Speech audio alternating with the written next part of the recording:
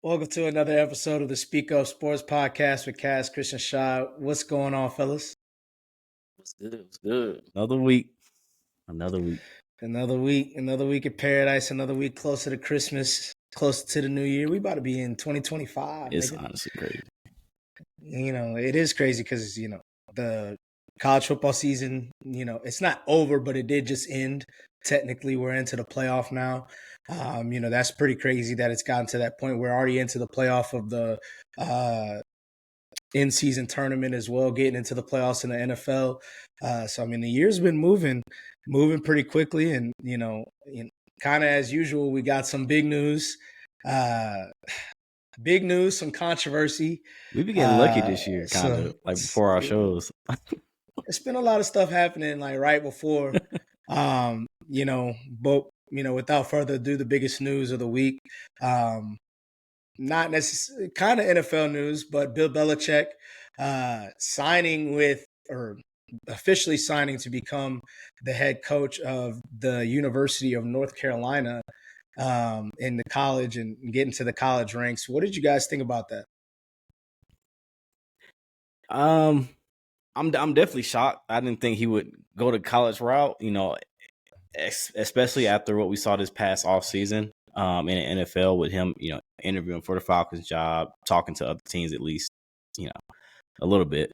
So I thought that's what he wanted, to come back in the NFL. I didn't think that he would kind of go to college route, and this kind of shows that teams really weren't interested in him during that cycle that we saw, and they still aren't. And apparently he just wants to coach. Now I'm interested to see what this 400-page Bible and all that entailed. But it does seem like he was looking for control. And for a person like him, it seems like college is a way better route than the NFL at this state to get that control. So, I mean, like you said, Cass, he must really want to coach. I mean, at this point, that's what it seemed like. He really wants to coach. That's his passion. That's his lifelong goal, is just to be a good coach. The 400-page thing that's going to be interesting because I'm just wondering like how he's going to be able to deal with this situation as far as like with the NIL deals and everything, because that's kind of the reason why Nick Saban took a step back, because now that's out of his realm of being able to control the me getting the certain players, because at this point at that point when Nick Saban was there, it's all about him building the Alabama program, so the program is going to produce all these NFL players or whatnot. But when they introduce the NIL deal, students will start like, hey, I mean, I'm getting paid. I need this money. I don't have to go to your school if you're gonna pay me X amount of dollars. So I'm interested to see how he goes about that, because one of the knocks on him as the NFL coach was just player personnel, as far as being able to attract and get players in free agency and drafting well. And so it's going to be interesting to see. I mean, I don't have a doubt in my mind that he's going to be a good coach in general. His whole setup will be more so recruiting, which you're going to have help with others to be able to help you recruit. But I mean, you're not going to be as successful, in my opinion, off rip like Dion was with just his aura and whatnot. So it'll be interesting to see. But I mean, he loved coaching, so more power to him, I guess. And honestly, I could see him being more successful than Dion because the defense will be solid. That's one thing that you can expect. And with the defense being good regardless, I mean, that's always going to be tough comparatively, where Dion's always in shootouts. Well, I mean like just that. recruiting. I'm not saying coach, but I meant recruiting players. But recruiting wise, I mean, still, maybe not in terms of getting the 5-star high end right away, but UNC does have a little bit of better programming, a little bit better shape than what they were. But I honestly didn't think, now that thinking about it, I don't think it's that surprising. Like you said, one thing that I do think, a lot of people are saying, and Cass, you mentioned it yourself, I actually don't think that teams are not interested in Bill Belichick. I think that if you look at it and really think about what the landscape of the NFL is about to look like, number one, as you mentioned, he wanted to go to the Falcons. A little bit, I do think that was about control. But I also feel like, well, number one, I do feel like that was control. Number two, I do feel like he felt like, hey, Arthur Blank is a guy that will let me run my show. He's not going to be involved. Similar, I mean, Rich McKay, who's now the CEO of the Falcons. I mean, he came in as a GM and I mean, went from GM to president to CEO of the Falcons. So, I mean, you can kind of see that progression there. Maybe not to that level, but I also think that he may have thought the Falcons had, if they weren't necessarily great this year or a Super Bowl contender this year, they weren't a couple years away. They were maybe a year or two. With the teams that are open now, I could see him looking at it and being like, some of these teams that I may have thought come open, like the Cowboys, for instance, are playing better. Are they going to release Mike McCarthy? Do I want to waste my time waiting? Mm-hmm. Do I want to go to the Jaguars? Probably not. Do I want to go to the Raiders, be under Tom Brady? Probably not. Or if the Raiders are open, my bad. My bad, Antonio Pierce. Do I want to? He obviously doesn't want to go to the Jets. He obviously has history with the Jets, but prior to the history, I mean, aside from the history, he said multiple things about him. What other teams are open? The Giants, maybe if they become open, does he want to go there? They seem like they're a little bit further away, but that is a place that he's coached before. I don't see any of the teams maybe that we thought we were talking about last year, like a Buffalo, the Eagles, the Cowboys, that we thought may have been closer being open. So, I mean, some of the things that came out about the report that I thought was most important, his son was supposed to be the successor. Yeah. And I think that was more important and a reason why he can go ahead and get a head start while he's out, this year, unless there's a surprise opening or something like that. But he can go ahead and get a start this year, knowing the college players who is coming in to help him, which, drafting, if you're a member, everybody was saying that was his issue. Now he gets to learn. He goes here for a year. Next year, maybe the Cowboys job comes open. Maybe the Eagles job comes open. Maybe, I don't know, the Bucks, something like that comes open, and he goes and jumps to the NFL after that. And he's already laid it out for his son while also getting to know some of the college players. So that's really what I thought it was, especially given the back and forth between he didn't sign, he hasn't signed, because it's basically like, look, I want to make sure if I do leave in a year, because nigga, I'm probably gonna leave in a year, you're not gonna fire my son after 2 years, or the next year, basically. That's a good point. I didn't if you think about the teams that are open right now. No, I get that though. I get that. I didn't think UNC would sign up for that, but maybe they do because they end up with Steve Belichick. But yeah, I mean, it is tough. It's notoriety. It's notoriety at least for a year. You saw what Dion did just after a year. So. And Mac Brown was a legendary head coach that they signed from Texas prior to Bill Belichick. So, and I mean, it's not like they were necessarily competing. They were some years they were good. So, I mean, it's not like they're clearly good. And he was there for a while. So it's not, they're clearly good with being good, average. Yeah, that's fair. I'm not saying. So I don't know. I mean, I think it's just interesting because it's just more, if more better teams, or at least teams that we perceive with better talent, were available, readily made teams so we would think, I think it would be a little bit different. But I mean, who's a team that you think has a really good roster that might lose their coach? I mean, even the Bears, I mean, I guess, but he don't want to go to that division either. That's the thing too. I think that's what made the Falcons thing more intriguing, just the division. I don't think he wanted to go to the Chargers. I think the Chargers are already made up on that. The Saints were open, yeah. Oh, Saints, yeah. That team is in hell. That's a lot. Exactly. So that cap hell is real. So if he wants to break the record, and then the winning record, and then also get to more championships, what team's going to fire their head coach? I mean, maybe the Dolphins, but does he go to the Dolphins? I mean, I wouldn't hate it, but I don't think they fire McDaniel. The same Dolphins that had issues with Brian Flores, who is a protege of his, and tried to steal Tom Brady away from them. I don't know. So that's just where it just feel like if the teams were different, it'd be different. Different story. That's fair. But, yeah. But into the next big story of the week. We're back again at the same time of the year. Chris's Eagles is back in.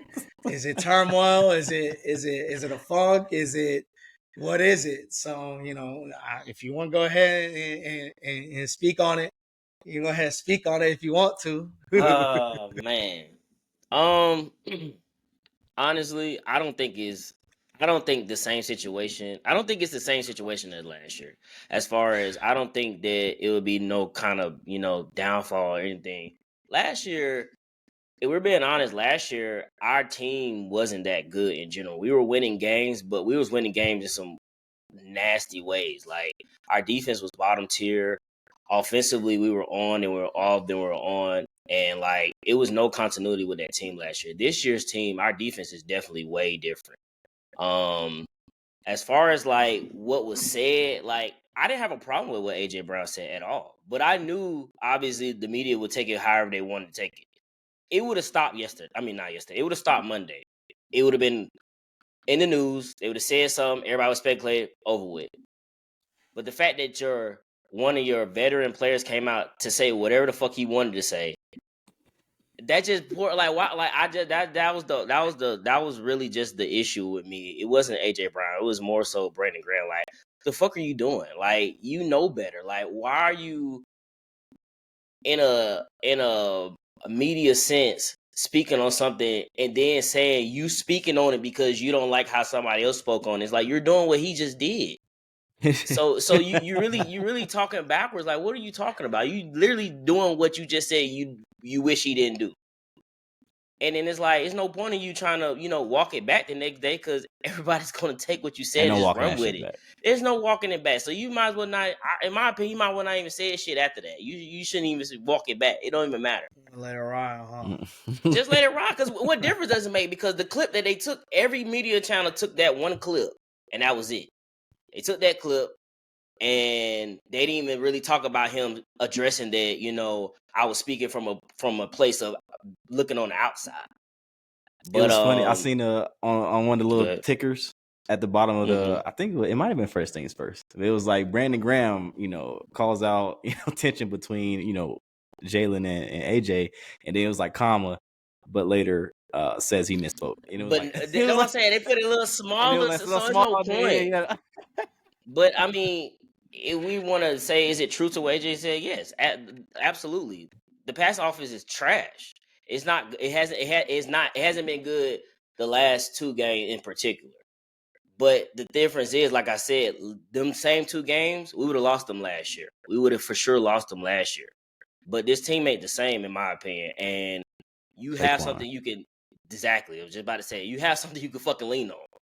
You saying our passing defense is ass is gonna. Everybody keeps saying, well, what happened when you show up in play? We played a playoff team in Baltimore who got the number one rush defense, and he still did what he was supposed to do. So at the end of the day, yes, we obviously can get better passing offense, but isn't collapse? Fuck no. That shit team is not the same from last year. Okay. What you gotta say, Kev? Honestly disappointed. I mean, I guess I don't know what Brandon Graham was thinking. This is one of your leaders. This is one of your vets. This is somebody who is presumably on his way out the door. We'll see what happens with that. I'm just like, wow, like this is the most unnecessary thing that you can do in the thick of it. Your team is in the midst of fighting for the 1 seed in the NFC. You have a big game this week against the Pittsburgh Steelers. So why would you even kind of invite that stuff into your locker room? And as a veteran, he should know better. That's kind of my thing. It's like, what the hell were you even like? You just yapping at the mouth on a radio show. I think, like you, Chris, I think walking it back, you can't walk it back. It's out there. It's going to be out there. It's going to be out. They're already getting questions about it, of course. Yeah, that was just a huge mistake from a veteran that you don't want to see. That was my thought of it. But I don't really know how much of it is true or not. I think it has some legs, but I don't know.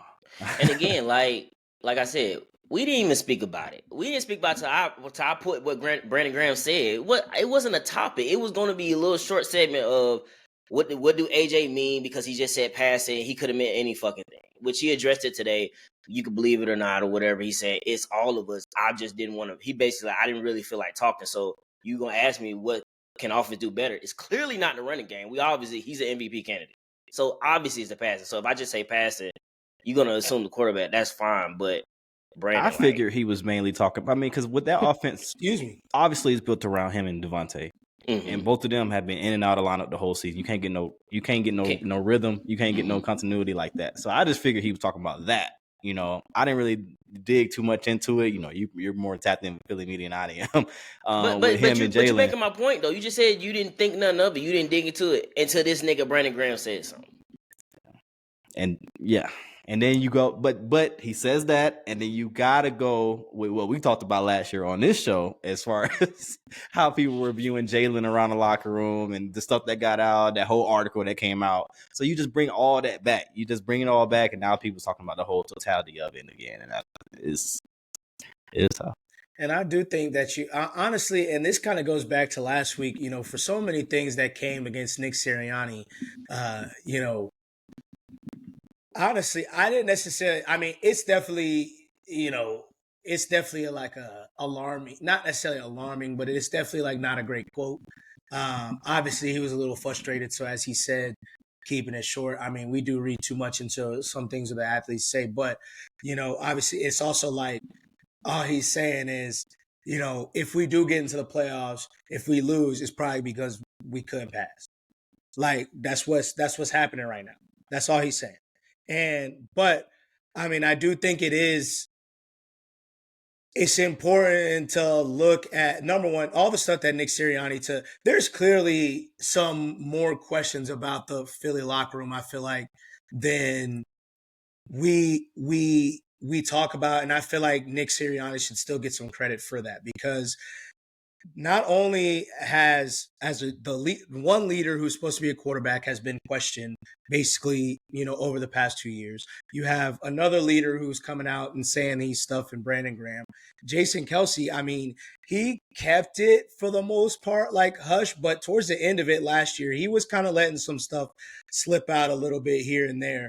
And so it's like, and that also goes back to, for those same guys, to the previous regime with you know, Carson Wentz and all the stuff that happened there. So it's like, though, you know, I think Nick Sirianni should just get more credit because he's handled it and they've still been good and successful through all of it. And I think Jalen Hurts should also be a little bit more in question in terms of, you know, regardless of if they're good friends or not, regardless of if he was trying to take a shot at him or not. You know, it's too often now we're finding him into some type of controversy or something revolving in that. I feel like he needs to, I don't know what it is he needs to do. Maybe it's just it can't purely be media all the time. So at like some point he's got to give a little, maybe open up a little bit or something to alleviate some of this stuff, because, you know, that cool ass shit, that shit be pissing me off. I get it, but again, Philly media is probably the number one worst media in the world. Like, oh yeah, for sure. It matters. It's like, again, I took it like Cass took it as one thing. What AJ said, I took it as another thing. They took it as whatever, and it just became a story. And I get it, but I don't know if that's his persona. Like, I don't know what you're supposed to do if that's truly who he is. If he's really like that. I think that is who he is, and I'm not saying he's being a phony at all. I'm really just talking shit. What I am saying is that, you know, I do think he would benefit from sometimes he has done it a couple of times, but more often just, you know, maybe opening up a little bit to where he can kind of shut that down before it gets to a media storm. Even with Brandon Graham, whatever bullshit he has to say, it's like if he could have shut it down before it even got to the Brandon Graham part, because clearly somebody was talking about it a little bit for Brandon Graham to have to address it. So it's like, I felt like if Jalen just a little bit more, just like, bro, open it up a little bit.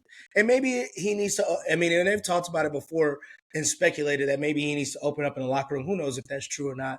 Obviously, AJ Brown is supposedly his godfather or daughter, yeah, he's the godfather of his daughter. You know, so who knows if that was cap or not when they was just saying that when niggas got together. But, you know, they're obviously some friends. Like they're not at war. Yeah. And like you said, I mean, it is overblown to an extent. To an extent.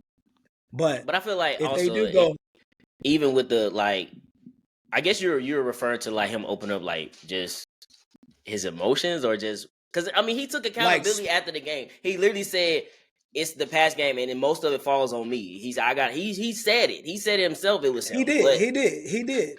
And I'm just saying in terms of like throughout the entirety of the season, if he just like sometimes he's like a little like Bill Belichick, same thing. Like sometimes Bill Belichick invited, yeah, that too. But sometimes Bill Belichick invited a little bit more drama than necessary because he was kind of short answered and closed off. And I understand that same thing with the Colts, like I mentioned earlier in the season, they kept giving these short dumbass answers, and everybody's like, "What the fuck is going on?" It's like, bro, all right, like just elaborate a little bit more. Like elaborate a little bit more. So, and I mean, even AJ Brown could have probably elaborated more too, and we might not have got here either. But elaborate, everybody, elaborate a little tiny bit. Don't let the media twist up your words. Shit. But with that being said, I mean, into the week, we got a great Thursday night game with Green Bay and Detroit. We had a great Sunday night game with Kansas City and Chicago. Kansas City and the Chargers. I mean, the Rams and the Bills. I mean, what was y'all's takeaway from the week? Like you said, all around good games. I guess I touch on the Bills and Rams game because throughout the year I've been mostly, you know, I don't like the Rams. I just don't think they're good. Hey, but they offense obviously when they're clicking, they can do some damage. Their defense is very bad still. So I mean, if they get in the playoffs, they can be a dangerous team. But I just don't trust their defense in general. But it also eye-opening for the Bills because outside of the Ravens game, their defense have never like just looked this bad like it was on Sunday. So that's kind of a little eye-opener for them to watch out for. But that was probably my the best game. I mean, I guess you could say most exciting game because all the points they put up. But yeah. My big takeaway, and I'm pretty sure you're probably talking about this too, Shot, is like shout out Bryce Young. Now, I've never been a big fan of Bryce Young. I wasn't a fan of him last year. I thought he was in over his head. But what you're seeing, huh? Y'all lucked out. You know, whatever. Y'all lucked out. The team is still ass Y'all now. The team is still ass. Y'all lucked out. Not going for that. Imagine if Derrick Brown didn't get hurt the first game. The team is still ass. Out. Y'all lucked out. Let's not go crazy now. All right, so but what you're seeing this season is kind of what you expect to see from a quarterback that was drafted first overall from SEC competition. What he's doing this season, and it's not like wonderful games throughout, but he has moments, and mainly this season, especially in the last few games, the end of the games, the fourth quarter is when you've seen the best Bryce Young. And we saw it this week again against the Eagles, where he was driving them down to win this game, and honestly should have won it if not a bad drop by Xavier Legette. But yeah, shout out Bryce. I wasn't, and I mean, he still has a lot to prove. He definitely bought himself another year in the system with Dave Canales. So I'm interested to see how much he grows. No pun intended. But shout out to Bryce. He's definitely giving them something to get excited about over the off season. Hopefully he can keep it up and get more comfortable and prove the rest of the doubters wrong. Man, IQ. That Cowboys ending was rough, man. Watching that, that corner try to make a play, man. I mean, it's on that at the end of the game with the block punt. But I mean, honestly, just another week of good play across the board. Once again, it was disappointing to see the Cardinals. Kyler Murray, kind of back to what I said about the hot seat. Some of those, both Kyler Murray and Justin Herbert were two guys that I had on the hot seat that I was like not playing bad, but they kind of took an ascent. And then after that, they have, Justin Herbert played some tough teams, but it's been basically every good team that he's played, they've lost to, and then obviously losing in a tough way. And then the Cardinals, it's like, Kyler, what the fuck is going on, bro? Yeah. Like, you got, like, what is going on? And it's, I mean, it's disappointing. It's disappointing. And it really begs, is he gonna, you really got to start thinking about it again. Like I mentioned, like, is he gonna be on the market? Is Sam Darnold in the same sense? Obviously he had a big game this past week. Is he gonna be, where could you guys see Sam Darnold going and being successful? I have an idea, actually. I was thinking about this earlier. I want to say Tennessee. I think that would be a good fit for him. You gotta like it. The scheme matters. Of course, the pieces around him matter. But Tennessee does have pieces. They do have Calvin Ridley. Apparently, Nick Westbrook-Ikhine is a touchdown machine, which is crazy. They got to back out of the backfield. They got a running back out of the backfield that kind of has the same kind of.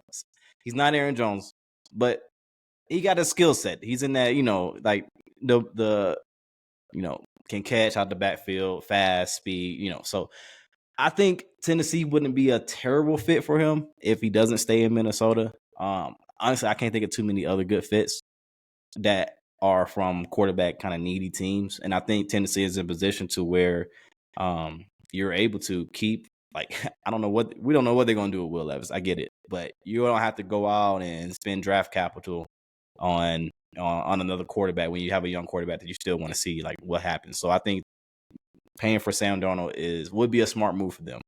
So at this point, especially with this draft. So I think Tennessee. But I don't have anything else for you. I don't know anywhere else. What were y'all thinking? I mean, honestly, I wouldn't be. If I was the Vikings, I'd try to keep him at this point. To be honest with you, he's proven that he can play in that system, and after the first few games, you wonder if he was going to tail off. But he's been doing pretty good. But if I had to choose a place, like you said, Kat, I don't know too many places. If they could not get a quarterback in the draft, I would say probably the Giants, maybe. They could use a fucking quarterback. They drafted a good receiver last year. Maybe you could use some more capital this year to shore up, the O-line. They got a good defense. They're hurt now. Most of their front is hurt, so that's one thing. But they still play pretty good defensively in general. I think they were leading the league. If they're not still, I think they were leading the league in sacks. But you could probably, draft some pieces around them next year if you don't get a quarterback in the draft. So I would have to say the Giants. I actually like the Rams.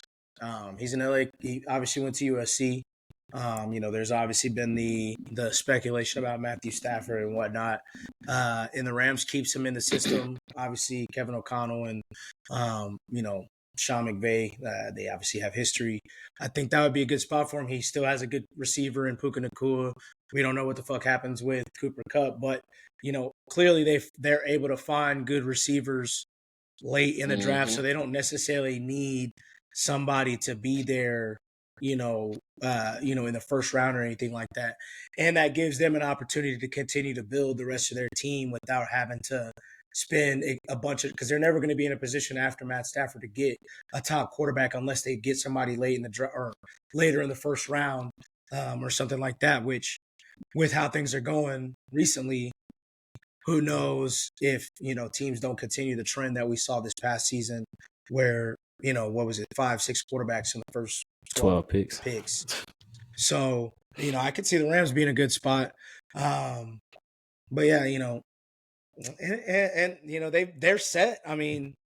They'd be set. They don't have to pay. They'd have to pay Puka, but they don't have to re-up on Cooper Kupp on a big contract. Kyron Williams, I don't know how much they're going to spend on him, but they do have obviously Quorum in the backfield as well. So I can see them going. They'll have to get some O-line depth, but yeah, it doesn't. That would allow them to focus pretty much all the efforts on the defense, corners especially. So yeah, I get it. We should got room. And I don't like. Go ahead. No, I was just saying, wish they got room to do because they just drafted two, D linemen. So they're pretty young in the front, and they still got Byron Young. So they're young up in front. So they don't have to. Yeah, so they don't have to dedicate, like you said, Kat. They can go make some splash free agent signings because they have young people in the front where they don't have to dedicate too much capital to. But go ahead, Sean. And I was gonna say, I don't the Vikings. If Sam Darnold does turn back into what he was in past seasons, if you don't want to commit that money while also having the rookie quarterback there that you could turn to, but now you got money locked into future years that you would have to give Sam Darnold some type of guarantee. I don't know if he's an idiot, so I hope not. No, you're right about that.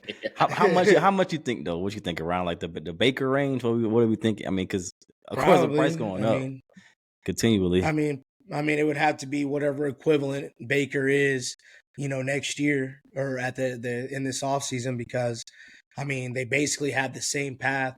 They both were with the Panthers, obviously both got traded, released there, however they got there. Then Baker goes to the Rams and then ends up in Tampa. He goes to the 49ers and then ends up with the Vikings. Does essentially the same thing. And he's actually having a better season than Baker had. Both seasons, really. Yeah. So, and having a better season than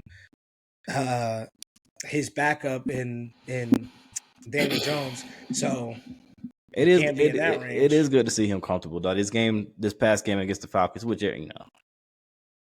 everybody is good against the Falcons, but I did like his escapability. Just his ability to make those plays like off script, on the run. It's a good situation that he has in Minnesota. That's the thing. Like I did mention Tennessee, but Tennessee is also a place where vets go to die. So he's not old. He's only 27, 28, whatever.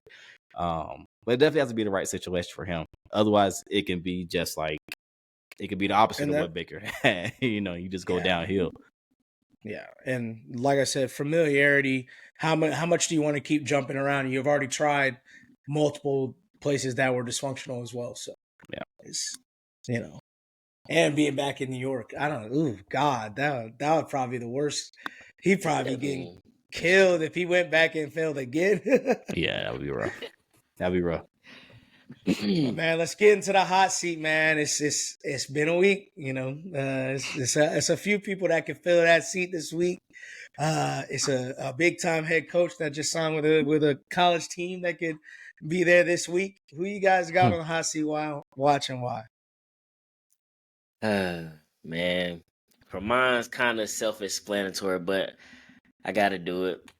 Got to put the Eagles on hot seat watch. More specifically, it's really the team in general, and this is because of what happened. If you lose this game, it doesn't matter how you lose it. You can lose it in a close game, blowout. I don't know, defensive letdown. It's just going to rear its ugly head. And everybody's going to say where the fuck they want to say at this point. If Jalen, throw an interception, now it's like, oh, you force feeding AJ. You just got to win this fucking game, man.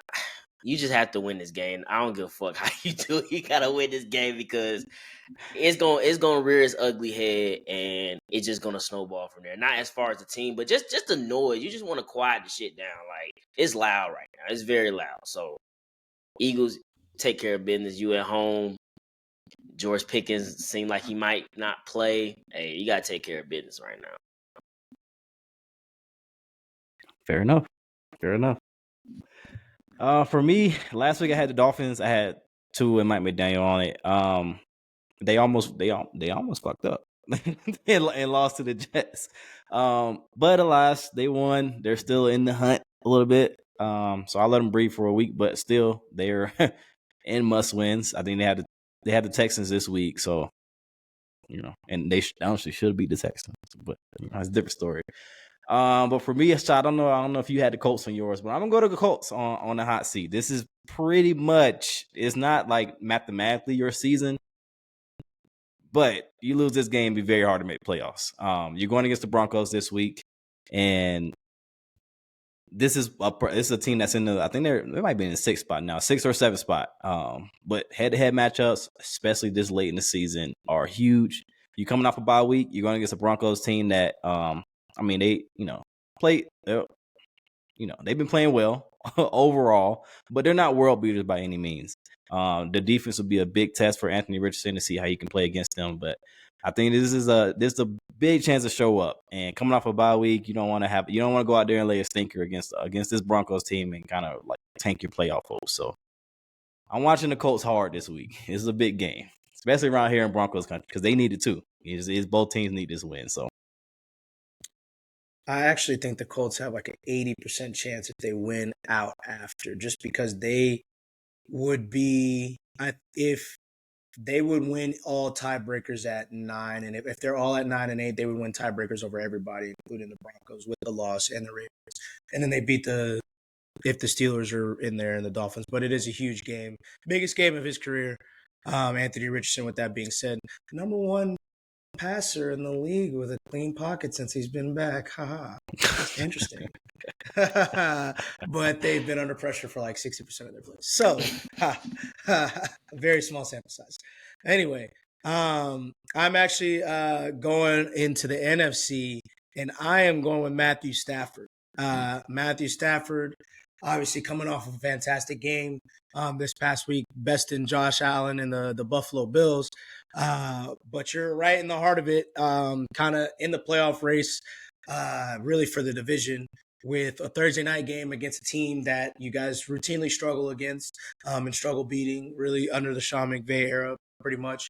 In San Fran, a team that you can eliminate if you beat them this week, a team that, also coming off of a big win. But, they had their issues as well. As Chris mentioned, we're not talking about, we wouldn't be talking about what A.J. Brown said. I mean, we're not really talking about Deebo Samuel in the media talking or on Twitter talking about he's not struggling, he doesn't get the ball and stuff like that. So, I mean, maybe it was a little different way of saying it. He didn't necessarily. That's not necessarily blaming Brock Purdy, I guess. Maybe they could say it's the play caller. But, I mean, that's basically the same thing, just said a different way. But the Rams, they're sitting at 7-6 right now. They've got San Fran. They've got the Jets, who continuously find ways to lose. Arizona and Seattle, which are obviously 2 division games, basically for the division. This is your opportunity. Once again, as I mentioned earlier with Sam Darnold, there have been rumors for the past however many seasons about you retiring. Is this your last dance? We talked about that in the beginning of our, the beginning of the season when we did our preview, that could possibly be a storyline come the Super Bowl. So let's see it. If you could possibly enter the playoffs on the NFC side as the best quarterback in the league. I mean, best quarterback on that side. Let's see what it is. So I got Matthew Stafford on the hot seat, Georgia boy. Yeah, man. I hope so. That'll be my pick right earlier in the season. I did pick the Rams to come out in NFC. So it's still alive for now. We'll see. It's still alive for now, and we can segue that into our picks for the week. Obviously, that's going to be the first game we'll start with. But go ahead and get us what we were looking like last week, and go ahead and get into it. Yeah. So. All right, week last week for us, in totality. I think I had 3 out of 6 wins. Shy, you also had 3 out of 6. Chris, you had 4 out of 6. Chris, the only ones you had wrong were Buffalo, of course, and then you also picked Arizona with me. And Shy picked Seattle. He got that one right, but he did pick Green Bay, which is. And I picked the Chargers. And you picked the Chargers, yeah. And both of y'all picked Minnesota. I picked Atlanta, of course. But yeah, so total on the season right now, I'm at 45. Chris, you're at 56, and Shy, you're at 46. So, I'm not a lot of weeks to catch up, but I'm gonna try. It's still playoffs. Hey, getting into the Thursday night game, as mentioned, the Rams at the San Francisco 49ers. Who you guys got? It's a good game, division game, like you said earlier, Shad. Both teams need it. Biggest game of the season for both teams. Facts. Both of them coming off good victories. With the Rams going toe to toe with Buffalo and San Francisco basically blowing out the Bears. But I got San Francisco. I just think their defense is just a little bit better. than the Rams defense. So I feel like they can generate more stops than the Rams can probably generate against them. And I just think they'll eventually, overcome and get the dub. I don't think it's gonna be a blowout by any stretch of the imagination. It's gonna be close and probably a low scoring game, but I think they can get the dub. So I got San Francisco. I'm gonna go to Rams on this one. I know it's on the road. It's a tough game. Again, like Shai, you mentioned earlier, the history against this team hasn't been, fair good to them on their side. But I think the Rams are just, even though San Francisco did come off a big win, I think the Rams are just a hotter team right now. They're in a groove right now that the San Francisco defense, they'll definitely be tested, but I don't think this is the defense that can actually get the necessary stops against this team. So I'm going to go Rams with this one. Yeah, I'm right with them. Yeah, so I'm also going with the Rams as well. No Trent Williams for the San Francisco 49ers. There's a possibility there might be no Nick Bosa. He didn't practice he didn't practice really all week. Obviously, he missed last week as well. Isaac Garindo is out or likely to be out as well at running back. So they're down like running back 6, 7, 8, 9, whatever the fuck it is. Yeah, it's rough. Hufanga did come back last week. And they did play really well last week, both defensively and offensively. Is that the Bears or is that them? Who knows? They could get Dre Greenlaw back as well this week, which could make a little bit of a difference. But first game coming back off an Achilles on a Thursday night, how much of a difference? I think the Rams keep it rolling, or I'm hoping the Rams keep it rolling with this pick. They need to, as I mentioned in history, they need to kind of establish something, especially with the 49ers reeling right now, or to an extent reeling. And if you can't get them in a down season, So I'm rocking with the Rams in this one. They need it. So just a little too injured on the San Francisco front. But like I said, Hufanga did play well. So we'll see if he makes some noise again. Getting into the next game, we got, as you mentioned, Cass, Miami Dolphins at the Houston Texans. Who you guys got and why? I'm gonna roll with Miami. I just think that as time has went on, their offense is trying to click a little bit. But I just think that I don't know. It's something about Houston that I don't like. It's something about that team. It just hasn't looked good for them. Even in their wins this year, it just has not looked good at all. But like I said, I think Miami's going to keep rolling. They're going to try to fight their way into the playoffs. So I got Miami. I'm going to go Houston in this one. Not super confident, but basing it off of them coming off a bye week, hopefully their offense had more time to get their shit together. Honestly, it's been rough for them. Of course, pretty much every good game they had this season has been all because of the legs of Joe Mixon. Not really CJ Stroud at all in either of their wins. So I think they continue that formula, but I do want to see strides by the pass game coming out this bye week where you're able to get more healthy. You get Nico back, even more healthy after a couple of weeks that he came back. Then extra week of bye. So I'm gonna go Houston with this one. I think Miami. I think their hopes are kind of squashed this weekend.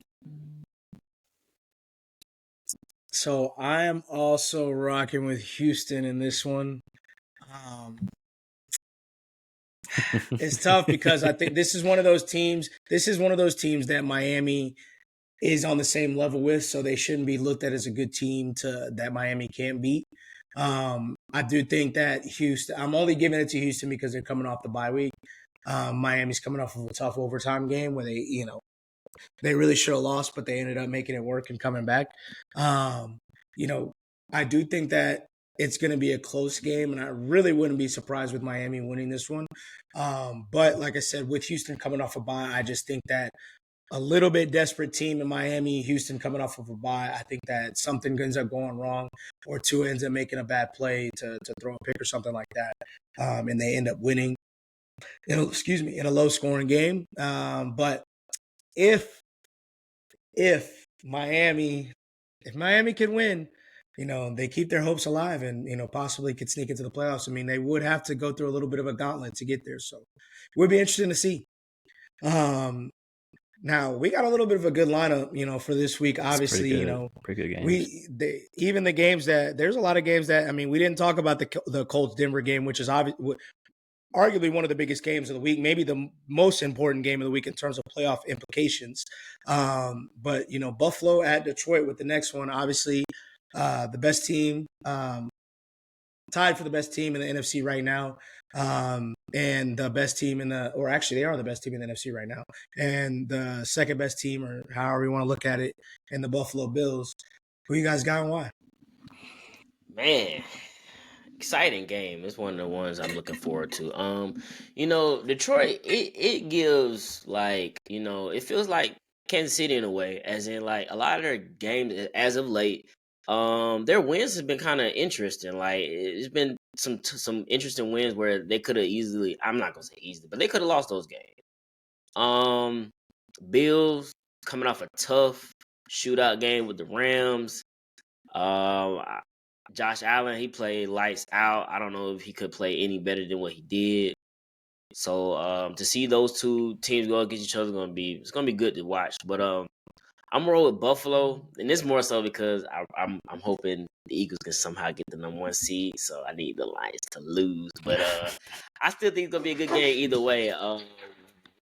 Either one of those teams, could come out with this victory. But I'm gonna roll with Buffalo though. I'm gonna ride with Detroit. Not super confident. I know Buffalo coming off that loss is kind of they'll be a little bit more locked in to get a win, but at the same time they have locked up the division. Kind of Detroit has a lot to fight for still. They can just as easily be the 5-6 seed, just as easy as they could be the 1 seed at this point. So with a lot of season left to go. So I'm gonna go Detroit. I think they still, bring the intensity, bring the focus that they need to make sure they lock up this 1 seed. I'm also going with Buffalo in this one. I think Josh kind of took a super strong hold in a loss last week in the MVP. I think this week he kind of solidifies it for himself.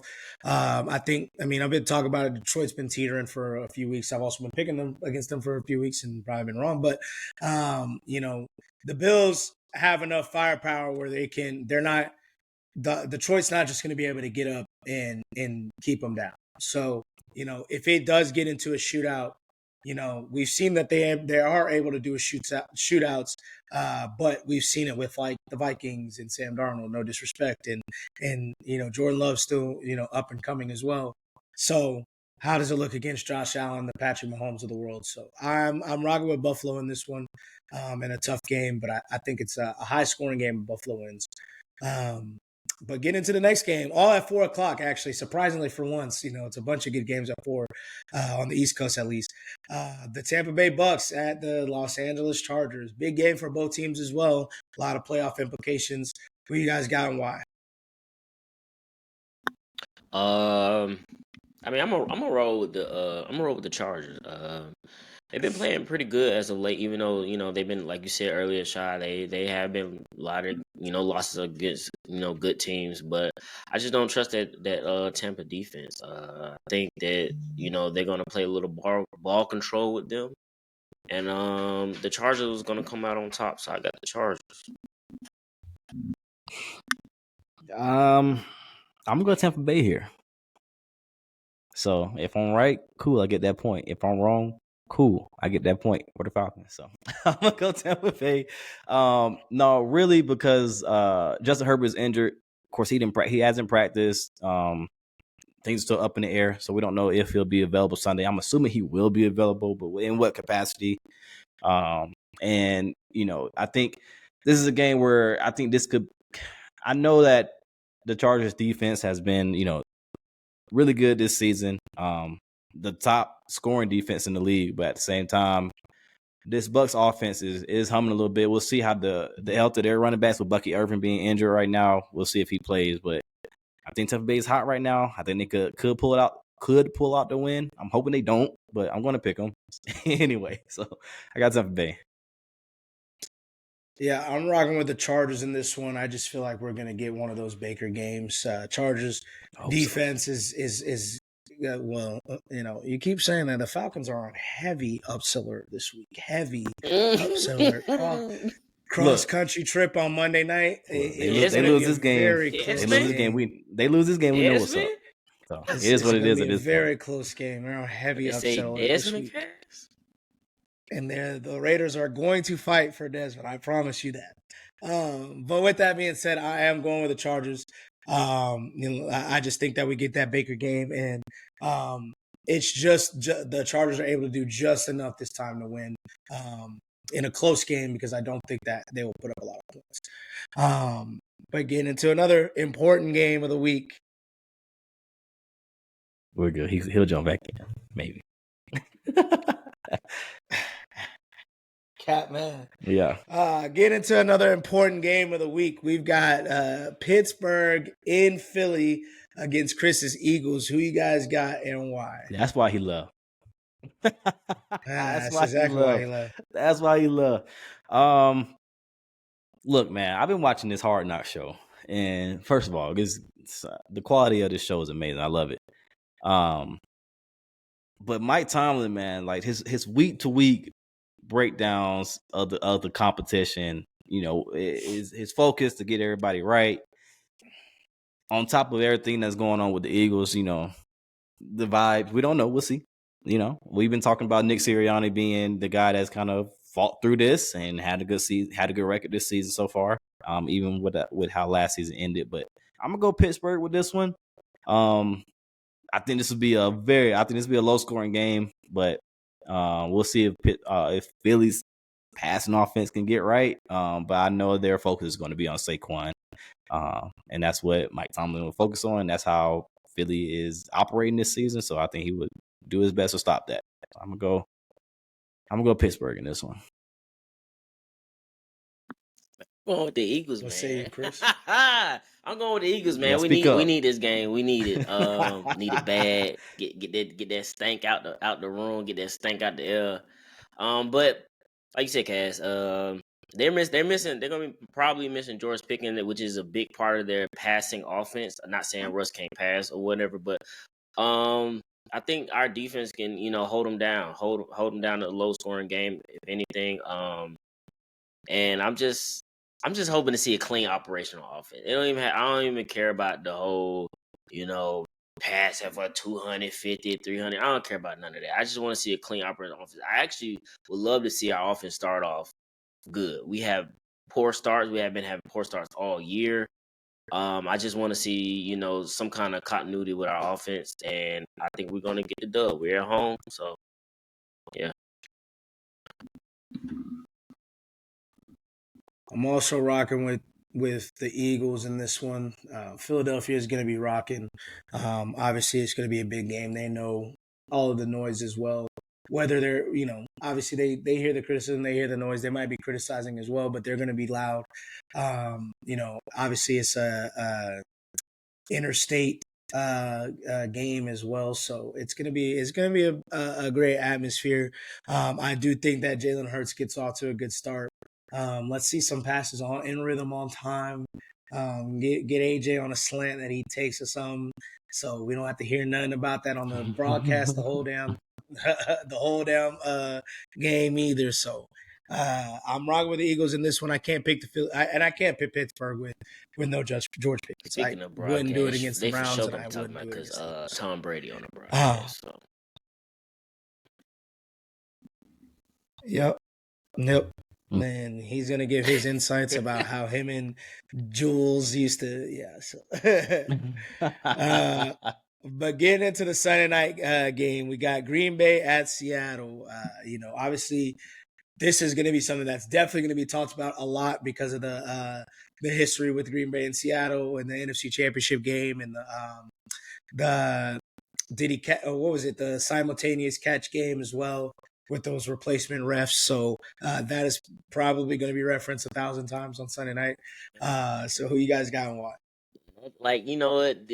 This end of the year, I like this year because a lot of these games are pretty important. Like even with the for the Packers, they have obviously an outside shot, but at this point they got to fight for their playoff life. They already lost to Green Bay. I mean, they already lost to Detroit twice, so the likelihood of them even trying to capture the division is slim.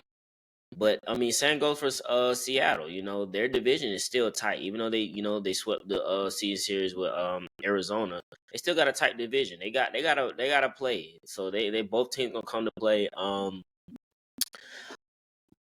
But I'm rocking with Green Bay. I just think it's just been tough games that they've played this year as far as the games that they lost. Jordan Love is continuing to ascend. He's playing well. I just think that they will overcome, some of their other deficiencies, but I believe they can go into Seattle and get this dub.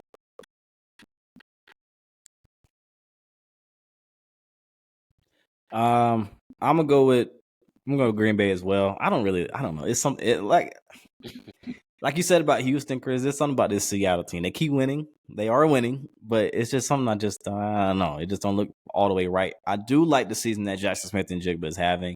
Talked about this before the season. That I expected a big year from him.